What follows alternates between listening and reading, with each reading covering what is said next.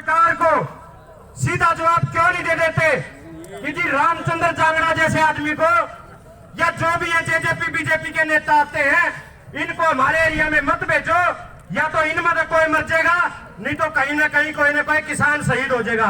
क्यों नहीं खुली आप अपनी सरकार को और अपने बड़े अफसरों को बोलते? क्योंकि अंत में ना तो सरकार बीच में आती, ना बड़े अफसर बीच में आते, मरना आप लोगों को पड़ता है या आपकी लाठी हम जैसे किसानों के ऊपर बरसती है। अरे तारी मजबूरी होगी ड्यूटी देना, लेकिन अपने माँ बाप, अपने चाचे ताऊ, अपने भाइयों के ऊपर लाठी मारना तारी कोई मजबूरी नहीं है। क्योंकि जिस तरीके से फसल उगाने के लिए जब प्योद लगाई जावे है तो उस प्योद में कुछ अड़ंगा और कुछ चोबा जानजे है, तो इस पुलिस में भी कुछ अड़ंगा और कुछ में चोबे भर्ती हो जाए हैं जो अपने चाचे ताऊ और अपने भाइयों के ऊपर लाठी बांधने का काम करते हैं। ये तुम्हारे हाथ में है। जिस तरीके से तुम धारा 144 लगा देते हो किसान के लिए, या जब किसान कोई धरना प्रदर्शन करने चला जाता है तो हजारों की संख्या में तुम्हारी ड्यूटियां लग जाती हैं। क्यों नहीं मुंह तोड़ के अपने अधिकारियों को या अपनी सरकार को बोलते? जिसकी जरूरत ही नहीं है। रामचंद्र जांगड़ा, अरविंद शर्मा और दुष्यंत चौटाला और मनोहर लाल खट्टर जैसे लोग ही इस एरिया में आने बंद कर दे। ये किसानों की धारा 144 है और आप लोग इसको भली भांति जानते हैं कि मरना आखिर में बीच को आपको या किसानों को पड़ता है। बात आई एसपी मैडम की,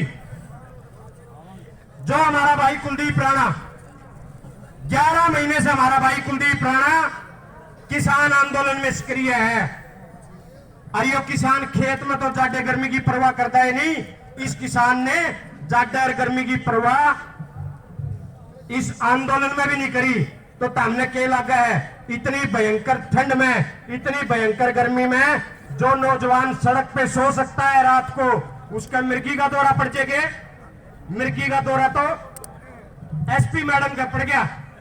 इतने बड़े पद के ऊपर बैठ के इस तरीके की बात करते हैं। वो एसपी मैडम का तो बात बन गई, डॉक्टर तो बन गई, बीमारी का बेरा नहीं पाता, सुनी सुनाई कह दी।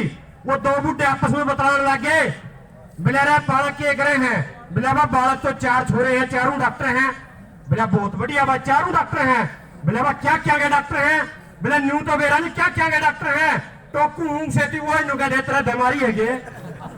तो ये एसपी मैडम का तो यह बात बन रही है, भाई डॉक्टर तो बन गई। और मैं तो तम पुलिस वाले भैया ने भी एक बात कहूं, अपनी एसपी मैडम ने कह दो मेरे को, मैडम जी छोड़ पुलिस की नौकरी ने, बिना शक्ल देखे बीमारी बताओ है तो अस्पताल खोल ले, अच्छी आमदनी हो जाएगी। साथियों और प्रशासन वाले, आखिरी बात आती है एक और कहना चाहूं, जब 5 जाति अपने आरक्षण के लिए बैठी थी तभी सरकार ने उसको जाट आंदोलन का नाम दिया था। जब भी राजकुमार सैनी जैसे लोग इस सरकार के भेजे हुए लोगों बीच में आए थे, हो सकता है उनमें तो कुछ मारे में तो गद्दार रह गए हो और वो आंदोलन दब गया हो। ये आंदोलन 5 जातियों का नहीं, 36 जात का है। ये आंदोलन किसान का है। और एक बात बताना चाहूं, अरविंद शर्मा जैसे, रामचंद्र जांगड़ा जैसे लोगों को भेज के या सरकार यू आंदोलन किसान और प्रशासन के बीच में, किसान वर्सेस प्रशासन का बनाना चाहती है। तामे तारी जो अकल पर पर्दा पड़ रहा प्रशासन वालों, उसने तार लो। यो किसान तो ये तो फिर भी भगत सिंह के वंशज को आवेंगे और ये प्रशासन वाले फिर भी अंग्रेज जाएंगे पिट्ठू को आवेंगे, यह बात ध्यान रख लियो। जय हिंद, जय किसान। और अब